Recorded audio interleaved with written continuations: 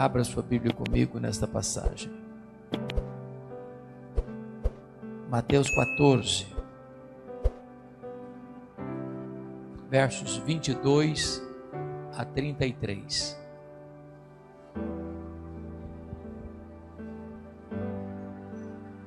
Está escrito assim: logo a seguir, compeliu Jesus os discípulos a embarcar e passar adiante dele para o outro lado, enquanto ele despedia as multidões.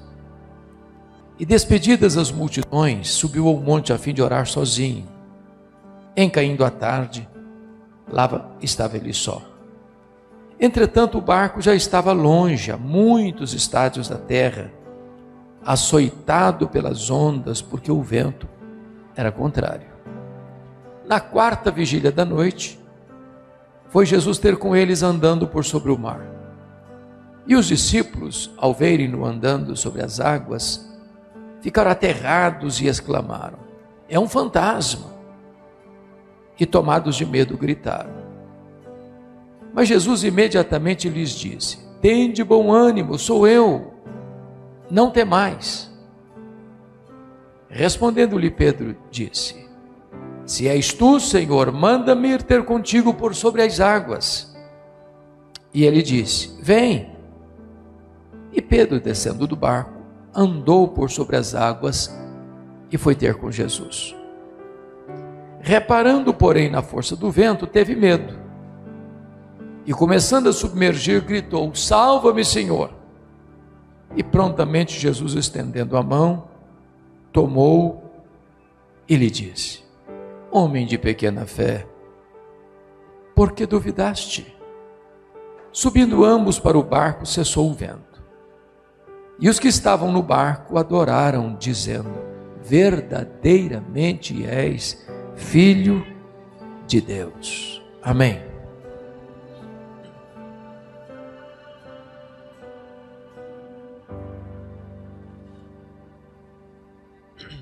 O contexto desta passagem é que Jesus estava vivendo um dos momentos mais tensos e difíceis do seu ministério. Primeiramente, eles receberam uma notícia triste, dolorosa, dramática. O precursor de Jesus, João Batista, aquele que foi considerado por Jesus o maior homem dentre os nascidos de mulher, acabava de ser degolado na masmorra de Maquerós, às margens do Mar Morto, a pedido de uma mulher adúltera, de um rei bêbado. E a cabeça de João Batista, ensanguentada, transportada num prato do Mar Morto à Galileia. Se não bastasse esse choque de uma injustiça tão grande, de uma dor tão profunda, Jesus estava com uma rotina tão intensa de trabalho, diante das demandas e das multidões que o procuravam com as suas muitas necessidades, que o evangelista relata que ele não tinha tempo para comer. Então, Jesus tomou uma decisão: vamos sair para um lugar deserto, vamos para um retiro, vamos para um tempo de descanso. Diríamos nós hoje, vamos para um tempo de férias. Férias não é luxo, é necessidade. A questão é que quando Jesus chega no local, as multidões já haviam descoberto o plano e antecipado a chegada de Jesus. Alguém vazou a informação, não sabemos quem foi. O certo é que quando chegaram lá, tinha tanta gente lá, e Jesus olhou para aquelas multidões e teve compaixão, porque eram como ovelhas sem pastor. Em vez de Jesus despedir as multidões e continuar de férias, Jesus passa a cuidar das multidões, a curar seus enfermos. E os discípulos interferiram, dizendo para Jesus: ó Senhor, o lugar é deserto, vai ficar de noite. Tem criança aqui, tem mulher aqui, não tem padaria aqui, não tem supermercado aqui, também não tem dinheiro para comprar comida. Então o Senhor despede essas multidões para que elas possam ir pelo caminho e encontrar alguma coisa. E Jesus disse para os discípulos: dai-lhes vós mesmos de comer. Mas a receita que tinham para 5.000 homens, além de mulheres e crianças, ao todo umas 12.000 pessoas, era apenas 5 pães e 2 peixes. E Jesus multiplica pães e peixes, alimenta as multidões, e então o texto nos informa que logo a seguir, compeliu Jesus os discípulos a embarcar e passar adiante dele para o outro lado, enquanto ele despedia as multidões. Aqui há um fato intrigante. Por que é que Jesus não permite que os discípulos fiquem com ele para despedir as multidões? Por que Jesus tira os discípulos dessa cena? Por que Jesus não permite que os discípulos contemplem esta cena de despedir as multidões? Manda-os voltar para casa antecipadamente.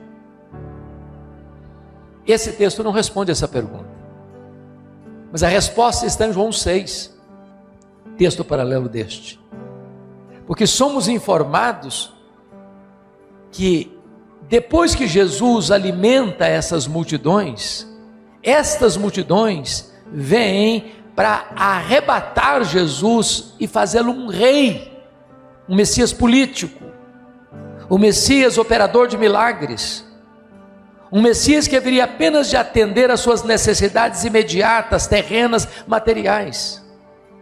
E Jesus não queria que os seus discípulos fossem submetidos a essa tentação, de olharem para ele e verem nele apenas um operador de milagres, apenas alguém que veio para sanar os problemas do aqui e do agora.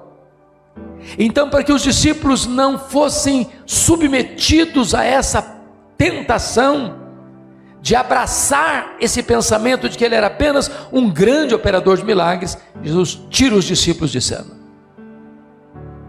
Na verdade, esse sentimento era um sentimento comum em Israel, até porque Israel, irmãos, viveu a maior parte do seu tempo debaixo de jugo e de escravidão.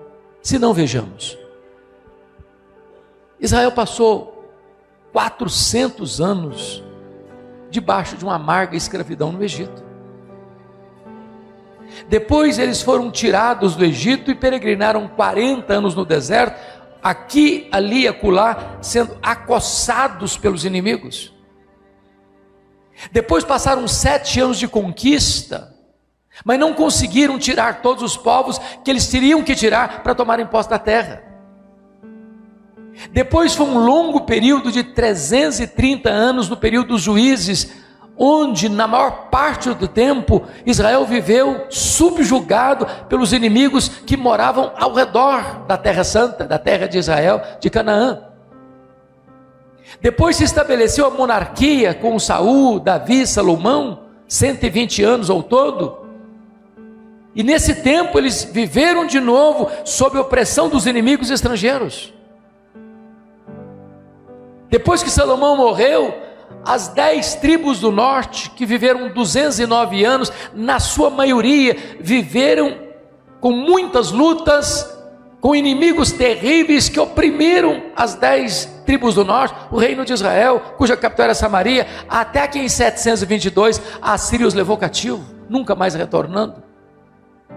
As 2 tribos do sul, que sobreviveram um pouco mais, até 586, em 586, essas 2 tribos, Judá foi levado para a Babilônia, para uma amarga escravidão de 70 anos. A Babilônia caiu, mas Israel continuou sendo escravo do Império Medo-Persa. O Império Persa caiu, mas o povo de Israel continuou sendo dominado pelos gregos. Os gregos caíram, mas em 63 a.C., Israel ficou debaixo do jugo de Roma. Então era como que uma grande expectativa do povo que chegasse um líder, que chegasse um Messias, que chegasse um rei, que pudesse quebrar o jugo de Roma, que pudesse torná-los verdadeiramente livres politicamente.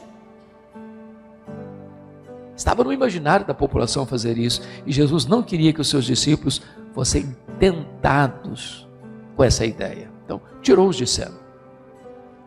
Mas a segunda razão por que Jesus despediu os discípulos antes de despedir as multidões é que o texto nos informa,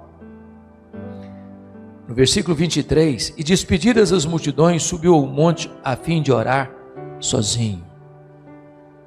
Jesus os compeliu a entrar no barco e a sair, mas Jesus não tirou seus discípulos de diante dos seus olhos, porque sobe para o monte para orar sozinho. E Marcos capítulo 6, verso 48, paralelo deste, diz que de lá do monte Jesus olha e os vê em dificuldade. Vejam vocês algo interessante. O mar da Galileia é um lago de águas doces, 21 quilômetros de comprimento por 14 de largura. Esse lago está a 220 metros abaixo do nível do mar Mediterrâneo, circulado por montanhas. Qualquer montanha às margens desse lago dá uma visão de todo o lago. Então Jesus sobe o monte para olhar para eles, para orar por eles, para vê-los em dificuldade e interceder em favor deles. Aplicação. Quando Jesus nos empurra para o miolo da tempestade, Ele não tira você diante dos seus olhos, porque agora Ele não está num monte, agora Ele está à direita da majestade, como seu grande sumo sacerdote, olhando o que você está vivendo, enxergando a tempestade que está assolando a sua vida, e Ele está intercedendo por você. Então, permita agora as lições do texto. A primeira lição do texto é que as tempestades da vida chegam. Curiosamente, algumas delas é o próprio Jesus que nos empurra para elas. Porque notem, o texto não diz que Jesus sugeriu para eles passarem para o outro lado. O texto não diz que Jesus pediu que eles passassem para o outro lado. O texto não diz que Jesus aconselhou que eles fossem para o outro lado. A palavra aqui é muito forte. Compeliu Jesus os discípulos. Isso significa obrigou, deu uma ordem absoluta, imperativa. Vocês precisam ir para o outro lado. Agora, qual é a nossa imaginação imediata? Quando Jesus me manda fazer algo e eu prontamente obedeço, o que é que eu espero? Vai dar tudo certo. Não vai ter tempestade. Não vai ter crise. Vai ser um voo de céu de brigadeiro. Não vai ter turbulência.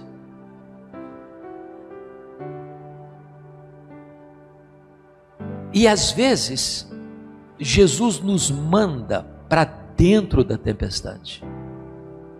Por uma razão muito simples, há dois tipos de tempestades. A primeira tempestade é aquela tempestade que nós poderíamos chamar de tempestade de correção. É a tempestade que Deus mandou atrás do Jonas, para trazê-lo de volta para o caminho da obediência.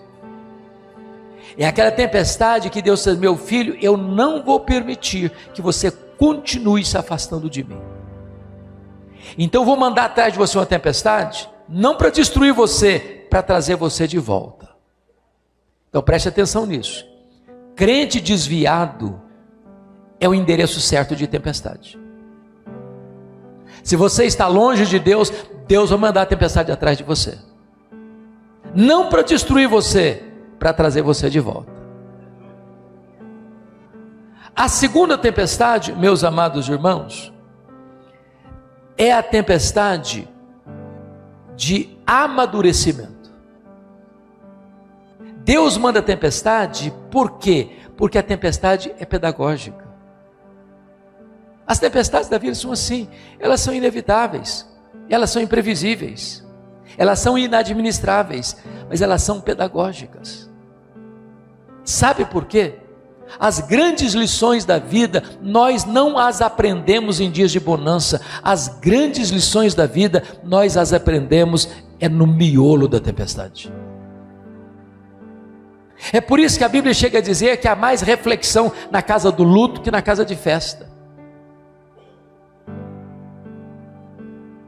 A Bíblia chega a dizer que Deus faz o seu caminho na tormenta. Às vezes a tempestade é a estrada de acesso de Deus ao nosso coração.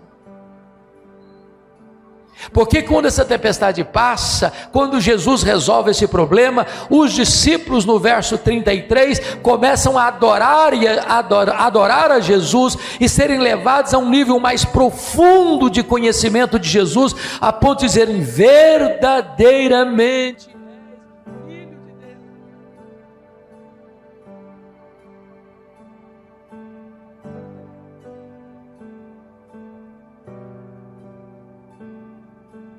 Jesus, em segundo lugar, Jesus sempre vem ao nosso encontro nas tempestades da vida.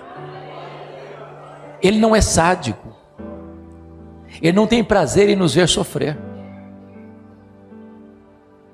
A Bíblia diz que nós podemos nos gloriar, não apenas na esperança da glória de Deus, mas podemos nos gloriar nas próprias tribulações, sabendo que a tribulação produz perseverança, e a perseverança produz experiência, e a experiência produz esperança, e a esperança não confunde, porque o amor de Deus é derramado em nosso coração. Quando a Bíblia diz que nós nos gloriamos nas próprias tribulações, de maneira nenhuma a Bíblia está dizendo que você tem que ter alegria porque está sofrendo. Muito feliz que eu estou passando uma prova, muito feliz porque eu fiquei doente, muito feliz porque eu perdi o emprego, muito feliz porque eu bati o carro, muito feliz porque alguém está falando mal de mim. Não, não é isso não, não é isso não. Mas você se alegra por saber que mesmo quando você está exprimido por um problema, Deus está tendo um propósito.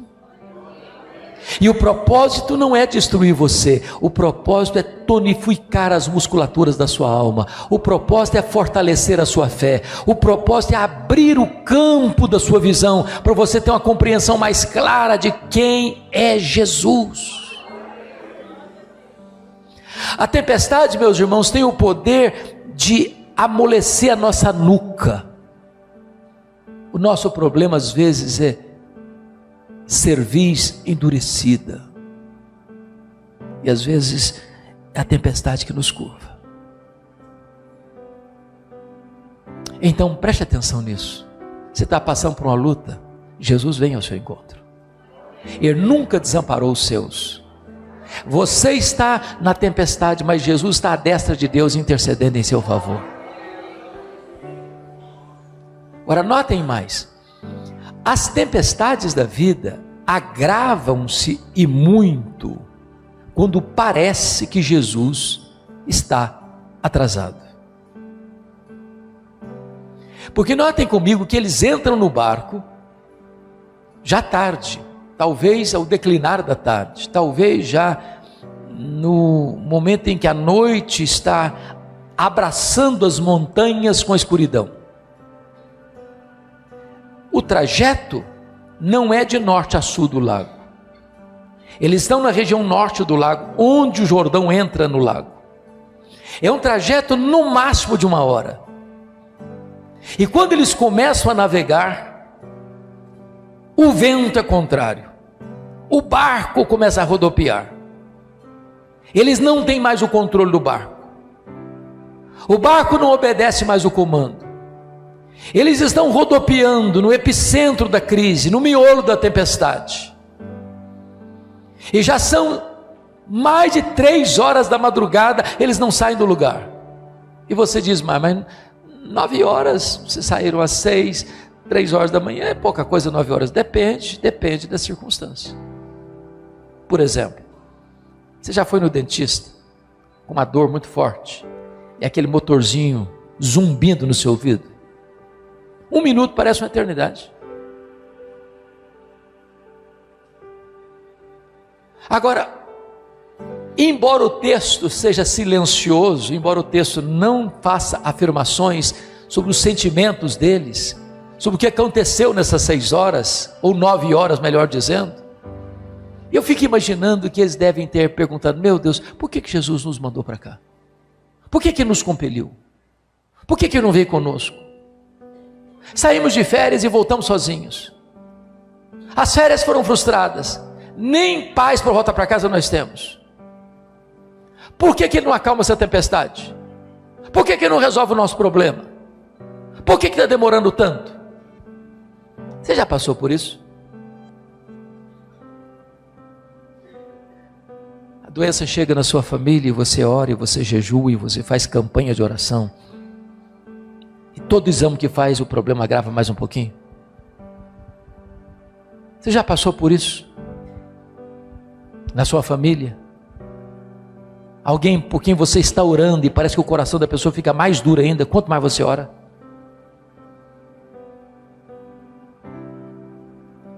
Tem hora que você lida com o mesmo drama da Marta. Eu acho que o problema da Marta não foi nem a doença do Lázaro, foi a demora de Jesus.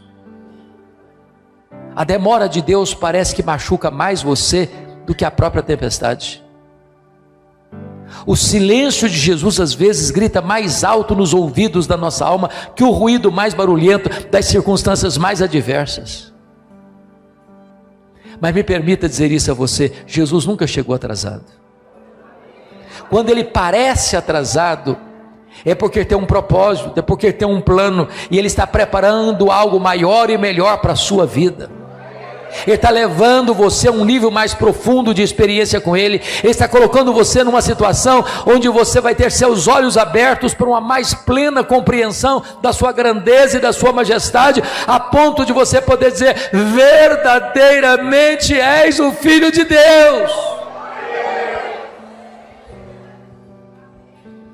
Outra lição que eu aprendo aqui, irmãos: Jesus sempre vem, ainda que na 4ª vigília da noite. Vocês muito bem sabem que os judeus dividiam a noite em 4 vigílias. Das 6 da tarde às 9 da noite era a primeira vigília. Das 9 da noite à meia-noite era a segunda vigília. Da meia-noite às 3 da madrugada era a terceira vigília. Das 3 da madrugada às 6 da manhã era a 4ª vigília. Jesus só veio na 4ª vigília da noite. E a pergunta é: por quê? Às vezes Jesus permite você chegar no último furo da correia. Às vezes Jesus permite você a ser só socorrido na última volta do ponteiro. Às vezes Jesus permite você passar por uma prova e até o máximo da prova, para que quando o livramento chegar, você reconhecer uma coisa: não foi minha inteligência, não foi minha força, não foi minha sabedoria, não foi meu dinheiro, não foi minha influência, não foi o socorro da terra, não foi a ajuda dos homens, foi socorro exclusivo do céu, foi a intervenção soberana de Deus. Quantas vezes nós já sentenciamos uma situação ou uma pessoa dizendo: agora não tem mais jeito, acabou, fim de linha, irrecuperável. Eu fico imaginando Jesus na outra tempestade registrada na Bíblia, lá em Marcos 4, e depois que Jesus acalma os discípulos e o mar, Ele desembarca de noite dentro de um cemitério, numa colina, num despenhadeiro,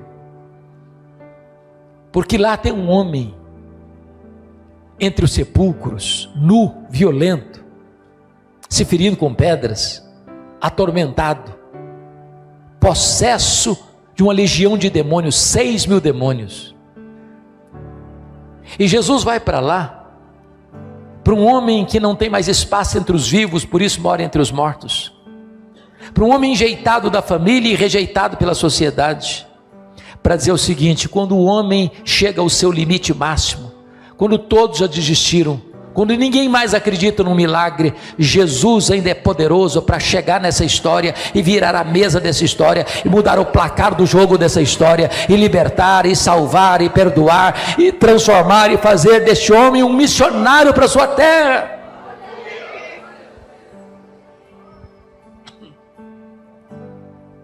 Sexta-feira passada, pastor Rubem, eu estava pregando em Feira de Santana, lá na Bahia, no encontro de famílias. E estava comigo o pastor Arley Mafra, pastor da Primeira Igreja Batista de São Paulo. E ele estava contando o seu testemunho. Esse homem viveu 7 anos na rua como mendigo. Ele era um grande empresário.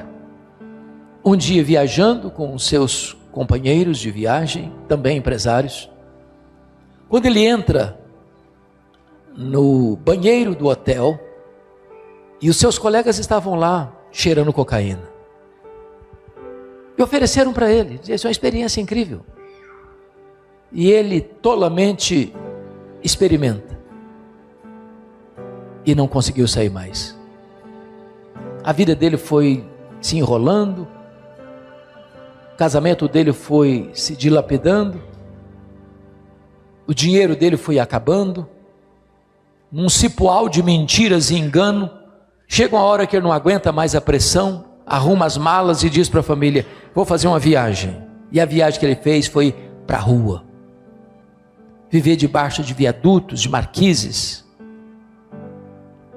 completamente dominado pelas drogas, crack, cocaína, a saúde arruinada, a vida destruída.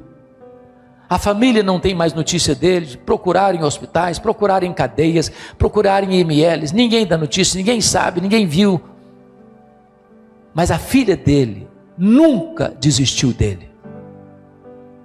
7 anos na rua. Na maioria das vezes, dormiu debaixo da marquise da Primeira Igreja Batista de São Paulo.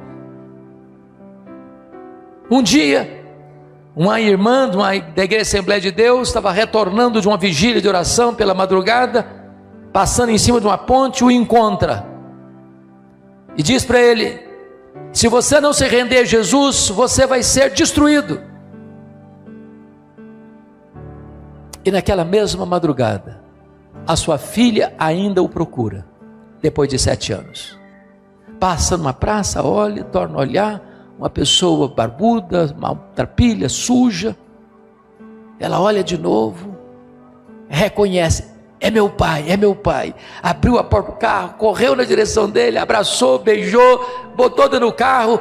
7 anos de lutas em clínicas e tratamentos. E Jesus restaurou a vida dele. E Jesus restaurou o casamento dele. E Jesus restaurou a família dele. Porém, um filho disse: eu não quero te ver. Eu não te reconheço como pai. O Senhor destruiu a minha vida. O Senhor acabou com a minha vida.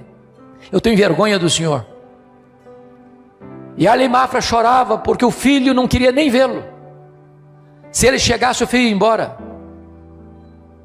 Até que chega o aniversário do filho, o filho curiosamente manda um convite para ele, o pai. E ele pensou: será que ele vai me humilhar? Será que ele vai me machucar? E foi. Quando ele chega naquele aniversário, o filho corre, abraça-o e lhe diz: meu pai, a falta que o Senhor me fez foi maior do que a dor que o Senhor me provocou. Se reconciliaram. E esse mendigo de rua hoje é pastor da igreja onde ele dormia debaixo da marquise. Porque não tem causa perdida para Jesus. Porque não tem vida irrecuperável para Jesus.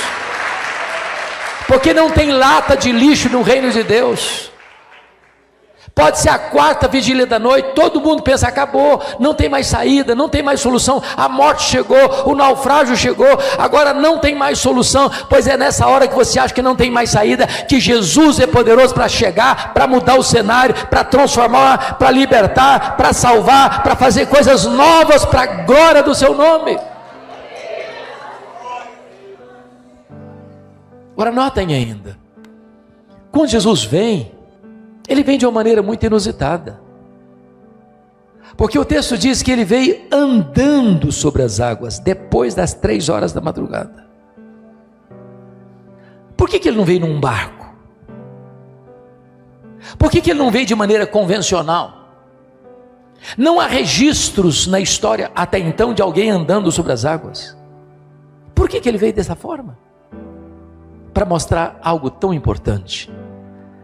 Aquilo que era maior do que os discípulos, aquilo que ameaçava os discípulos, aquilo que conspirava contra os discípulos, aquilo que intimidava os discípulos, Jesus está dizendo, está literalmente debaixo dos meus pés. Eu estou andando sobre os seus problemas. As ondas são fortes, o vento é contrário, o mar está revolto, você não sabe lidar com isso, você não tem poder para lidar com isso, mas o que é maior do que você está literalmente debaixo dos meus pés. Entenda isso, querido.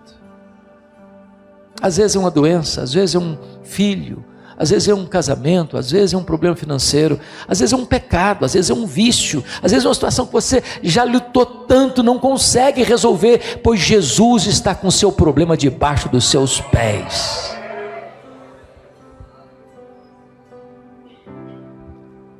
Outra lição, Jesus vem para dissipar da nossa mente as perturbações, a confusão, a falsa noção da realidade. Porque vejam vocês, devia ser uma noite muito escura, de repente um relâmpago risca os céus, abre um facho de luz na escuridão, e os discípulos apavorados olham e veem alguém caminhando sobre o mar e gritam, é um fantasma. Precisamos entender isso porque eu estou falando da região da Galileia, norte de Israel. A Bíblia chama essa região de Galileia dos gentios. Há muitos povos ao redor pagãos, com crenças sincréticas. Por exemplo, quando Jesus estava lá em Cesareia de Filipe, lá no norte de Israel, lá no sopé do Monte Hermon, lá em Bânias, onde nasce o Rio Jordão, ele faz uma enquete com os discípulos assim: quem dizem os homens ser o Filho do Homem? O que responderam? Senhor, uns dizem que tu és João Batista, outros dizem que tu és Elias, outros dizem que tu és Jeremias, outros dizem que tu és alguns dos profetas. Como assim? Dessas pessoas mencionadas, o Elias tinha sido trasladado para o céu, sem passar pela morte, mas o João Batista estava morto, o Jeremias estava morto. Qual era a crença que reinava naquela região? Era a crença da metempsicose, da transmigração das almas, da reencarnação. Era um entendimento místico. Então quando eles olham e veem alguém andando sobre as águas, é um fantasma. E quando a teologia está errada, a solução vira problema. Não é um fantasma, é Jesus, é o socorro que chegou, é o Filho de Deus que apareceu, é a solução do problema que acabou de chegar na sua vida, mas a pessoa, por um mau entendimento, por uma falsa teologia, olha a solução como mais um problema, e em vez deles acalmarem o coração, isso atribulou-os ainda mais. É por isso que Jesus disse: conhecereis a verdade, e a verdade vos libertará. A falsa teologia produz desespero, produz tormento, mas a verdade de Deus traz segurança, traz paz, traz libertação. Outra lição do texto: Jesus sempre vem, e Ele vem para acalmar o nosso coração. Vejam vocês que Jesus se dirige aos discípulos assim: tende bom ânimo, sou eu, não tenham medo. Mas a tempestade está convulsiva, o vento está contrário, as ondas estão sovando o barco, o mar está revolto.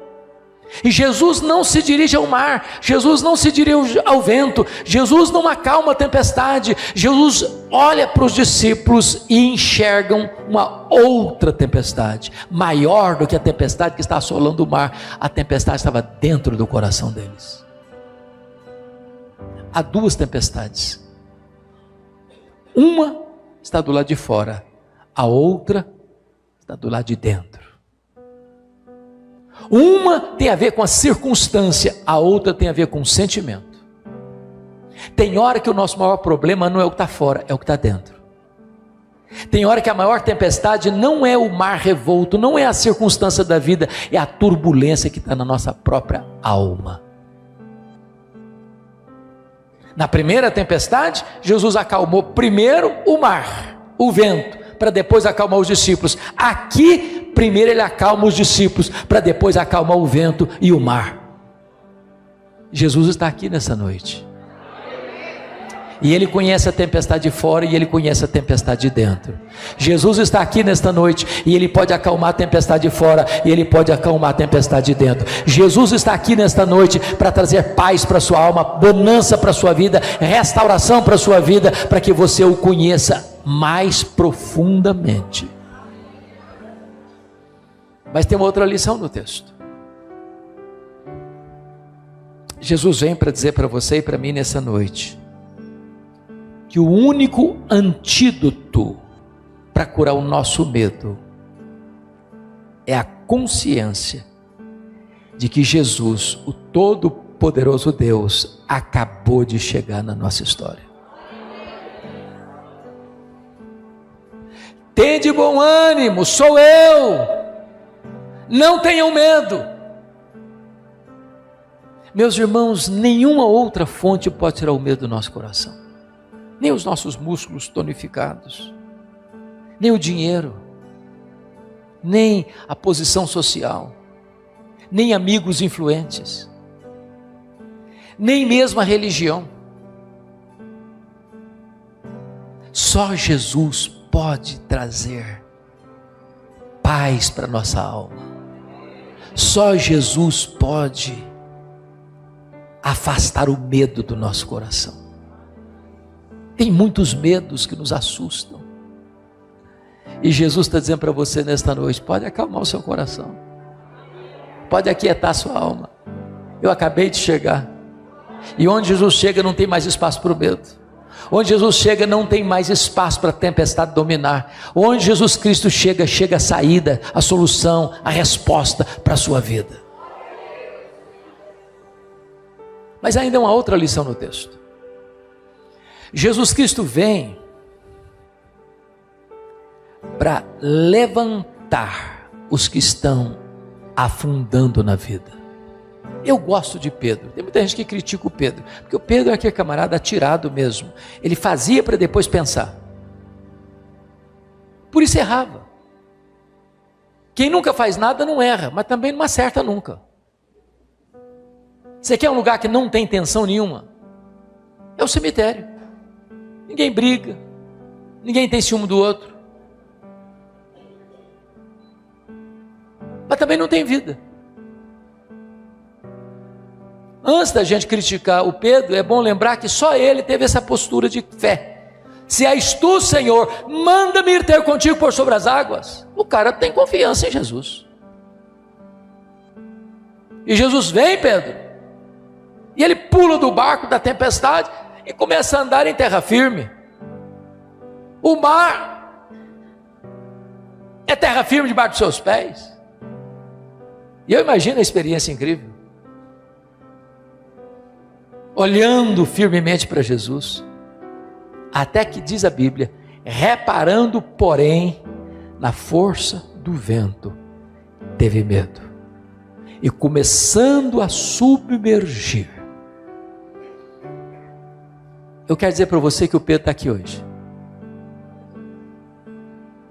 O Pedro não está só entre nós.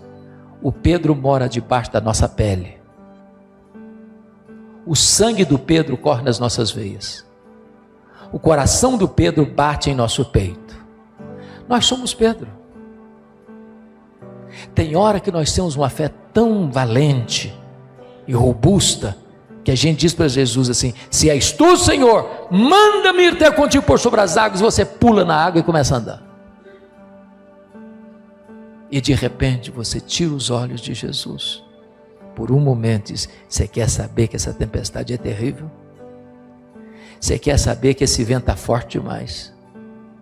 Você quer saber que não vai dar para continuar a caminhar desse jeito? E por um lampejo de tempo, você começa a afundar.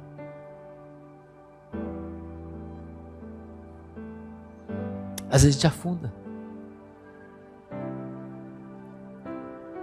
E eu gosto de novo de Pedro, porque ele não dá uma de valentão. Ele não tenta sair do problema por ele mesmo. Ele recorre a Jesus imediatamente: socorre-me, Senhor, salva-me. E agora Jesus não espera até a quarta vigília da outra noite, não. É na hora. Tem hora que o socorro tem que ser na hora mesmo. Prontamente Jesus o segura, o tira das gargantas da morte e dá um tapinha de luva nele. Homem de pequena fé, por que duvidaste? Não era a força do vento, não era a fúria do mar, é a dúvida, é a falta de fé. Não importa quão grande é o problema, Jesus é maior que o problema. Não importa quão furioso é o mar, Jesus é maior que o mar. Não importa quão forte é o vento, Jesus é maior que o vento. Não importa a carranca da morte, Jesus é maior que a morte. Não importa a quantidade dos perigos que você enfrenta, Jesus é maior que todos os seus perigos. Então mantenha-se olhando firmemente para Jesus, o autor e consumador da sua fé. Agora, se você está afundando, grite por socorro. Grite por socorro. Não tente sair dessa com a sua própria força. Você não vai conseguir. Jesus está pronto a socorrer você nessa noite.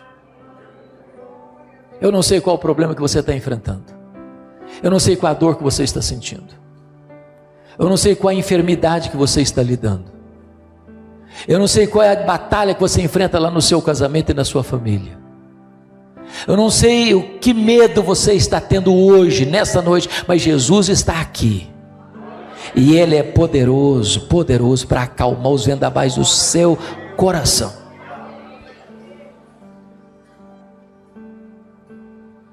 Diz o texto que tem mais uma lição ainda. Porque subindo ambos para o barco, cessou o vento. Então Jesus Cristo vem, não apenas para acalmar o seu coração, Ele vem também para acalmar as circunstâncias que assolam a sua vida.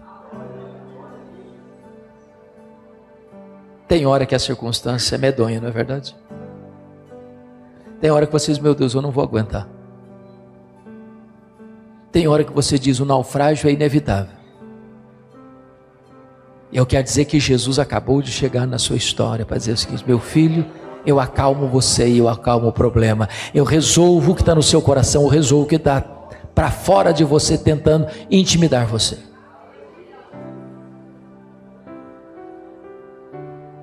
Mas finalmente, Jesus vem para nos levar em segurança ao porto desejado.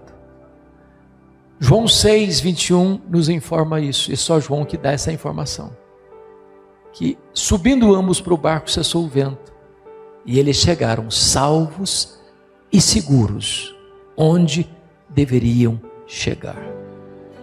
Sabe o que a Bíblia diz?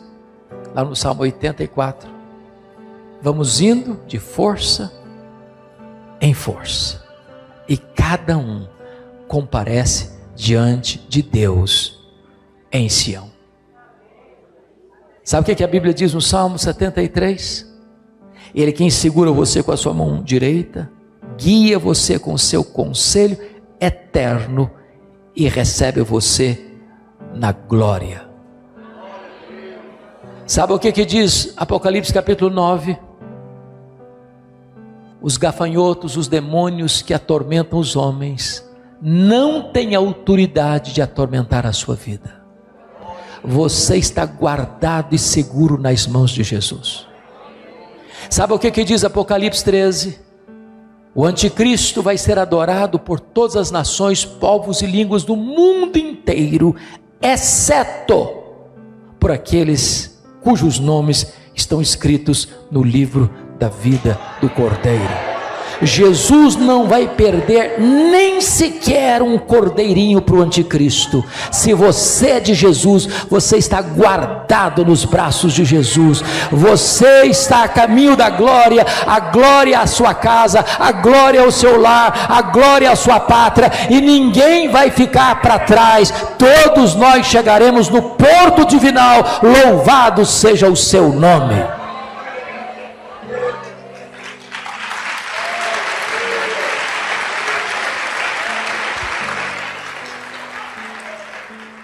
Mas eu quero concluir com o verso 33, fazendo uma pergunta: se Deus não nos ama, e Ele nos ama, por que sofremos? Se Jesus nos ama, por que Ele nos empurra para o miolo da tempestade? Porque Jesus sabia da tempestade. E Ele compeliu os discípulos a entrar no barco e a enfrentar a carranca da tempestade. Ele poderia ter poupado os discípulos, é claro. Ele poderia ter mantido os discípulos pertinho deles. Não, vocês vão enfrentar uma tentação aqui, mas fica firme. Poderia. O verso 33 nos dá duas informações. Depois da experiência, onde eles viram o poder de Jesus, de andar sobre o mar, de acalmar o coração deles, de levantar o caído, de acalmar as circunstâncias. Eles entenderam uma coisa: esse Jesus merece ser adorado. Esse Jesus precisa ser adorado. Não é uma questão apenas intelectual, é uma questão de rendição. E agora eles são levados a um nível mais alto ou mais profundo da compreensão de quem é Jesus. Na prática, verdadeiramente és filho de Deus. Eles já sabiam disso, eles já conheciam Jesus. Mas essa palavra é tão forte: verdadeiramente és filho de Deus. A minha oração nesta noite é que você e eu saiamos daqui hoje exclamando com todas as forças da nossa alma e dizendo: verdadeiramente Jesus é o Filho de Deus. Com a permissão do pastor Rubem, eu gostaria de orar com vocês. Deixe-me fazer uma pergunta. Tem alguém aqui hoje passando alguma tempestade na vida? Ou só eu que estou passando? Tem alguém aqui hoje passando tempestade? Tem? Você não está sozinho, não. Outros irmãos igual a você, mundo afora, estão passando também pelas mesmas tempestades, diz a Bíblia. E eu queria orar com vocês. E se você quer hoje colocar a sua vida, sua casa, sua família nas mãos desse Jesus, para Ele vir acalmar o seu coração e acalmar as circunstâncias da sua vida, levante do seu lugar, vem aqui à frente, vem orar comigo em nome de Jesus.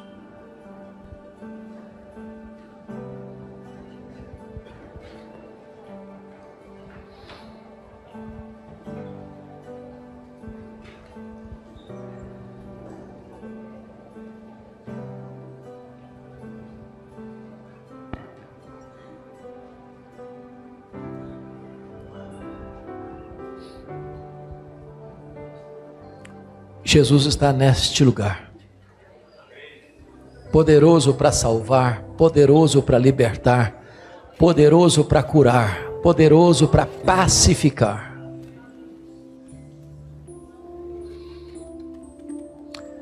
Bendito é o teu nome, Senhor. Bendito é o teu nome. Porque não há Deus como tu. Não há Deus igual a ti. Só tu és Deus. De eternidade a eternidade. Bendito é o teu nome, porque não há situação da nossa vida que te apanhe de surpresa. Bendito é o teu nome, porque nós não vivemos de acaso, nós não vivemos de sorte, nós não vivemos submetidos a azar, nós não vivemos debaixo de determinismo cego, nós não vivemos debaixo de coincidência, nós vivemos debaixo do teu propósito eterno, soberano, que não pode ser frustrado. Bendito é o teu nome, porque quando tu nos envias para uma situação de prova, tu oras por nós, tu intercedes por nós, e tu vens ao nosso encontro, tu vens em nosso socorro, tu vens para acalmar o nosso coração, tu vens para acalmar as tempestades da nossa vida. E nesta noite nós oramos para que tu acalmes o coração do teu povo, que tu acalmes as tempestades do teu povo, e que o teu povo volte para casa hoje em paz. Se houver alguém enfermo, tu és poderoso para curar.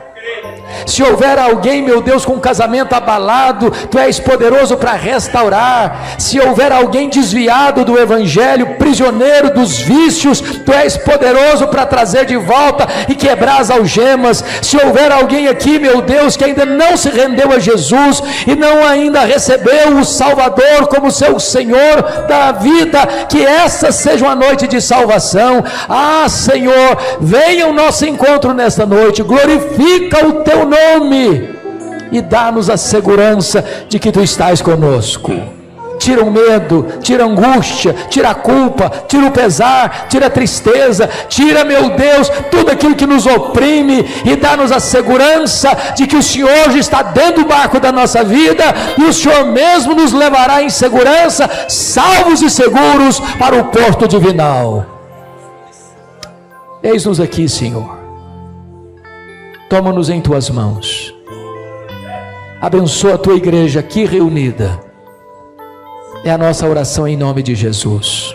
Aleluia, aleluia, amém. Deus abençoe, meus amados, Deus abençoe.